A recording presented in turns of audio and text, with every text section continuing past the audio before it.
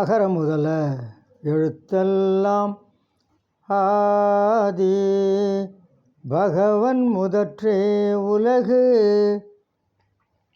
குப்பன். வணக்கம். இன்று பாட்டி சொன்ன ஒரு பாட்டு. சான்றோர் பெருமக்களே, ஔவையார் நல்வழியில் பாடிய ஒரு பாடலைத்தான் நாம் இன்று பார்க்க இருக்கிறோம்.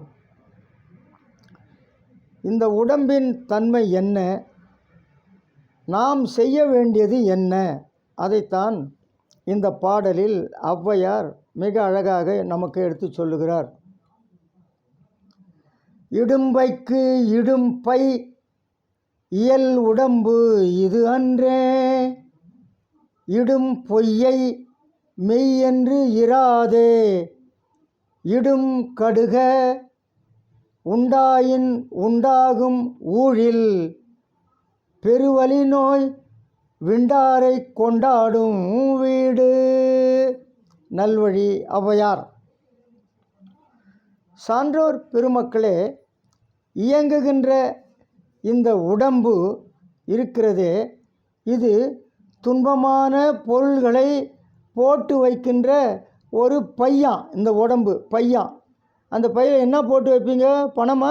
இல்லை, துன்பமான பொருள்களை போட்டு வைக்கின்ற பை தான் இந்த உடம்பா. என்ன? இந்த உடம்பு துன்பத்திற்கு உறைவிடமானது. இந்த உடம்புக்கு மெய்ன்னு ஒரு பேர் இருக்கு. பொய்யான இந்த உடம்புக்கு மெய் என்று பெயர்.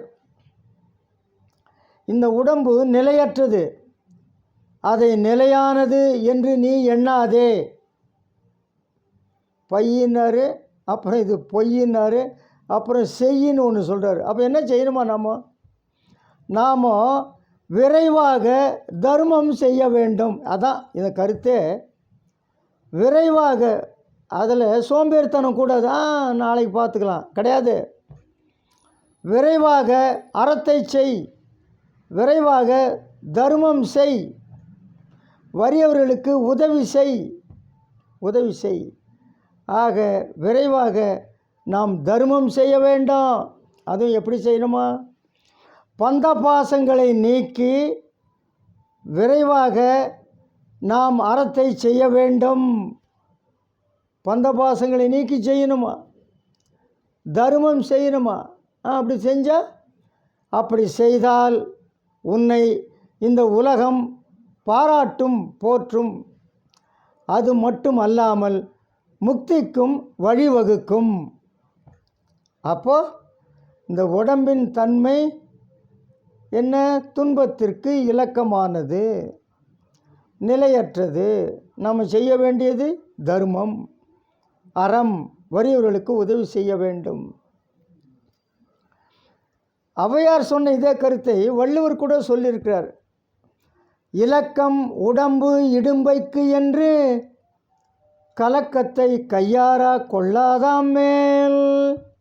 இந்த உடம்பின் தன்மை அவர் சொல்கிறார். உடம்பு துன்பத்திற்கு இலக்கமானது. ஔவையார் சொன்னதான், வள்ளுவர் சொன்னதான் ஔவையார் சொன்னார்.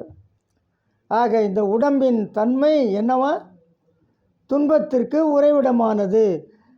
இலக்கம் உடம்பு இடும்பைக்கு என்று கலக்கத்தை கையாரா கொள்ளாதான் மேலானவர்கள், உயர்ந்தவர்கள் கலங்க மாட்டாங்க. எப்படி ஆயிடுச்சே, உடம்புக்கு இப்படி வந்துருச்சு, கலங்கவே மாட்டாடே. அது அதனுடைய தன்மைப்பா. உடம்புன்னா நோய் வரத்தான் செய்யும், உடம்புன்னா துன்பம் வரத்தான் செய்யும். மண்டை இருக்கிற வரைக்கும் சளி இருக்கும். ஐயோ சளி வந்துருச்சே, வரையா? மண்டை இருந்தால் சளி வரும், உடம்பு இருந்தால் துன்பம் வரும், துன்பம் அனுபவிக்கணும். ஆக இப்படி இந்த உடம்பு துன்பத்திற்கு உறைவிடம் என்று ஔவையார் சொன்னார். அதற்கு முன்பே நம் பாட்டன் வள்ளுவனாரும் அதை சொல்லி போயிருக்கிறார். நிலையற்றது. அதுக்கு ஒரு நல்ல பாடல் இருக்குது. காயமே இது பொய்யடா, வெறும் காற்றடைத்த பையடா, மாயனாராம் குயவன் செய்த மண்ணு பாண்டம் ஓடடா.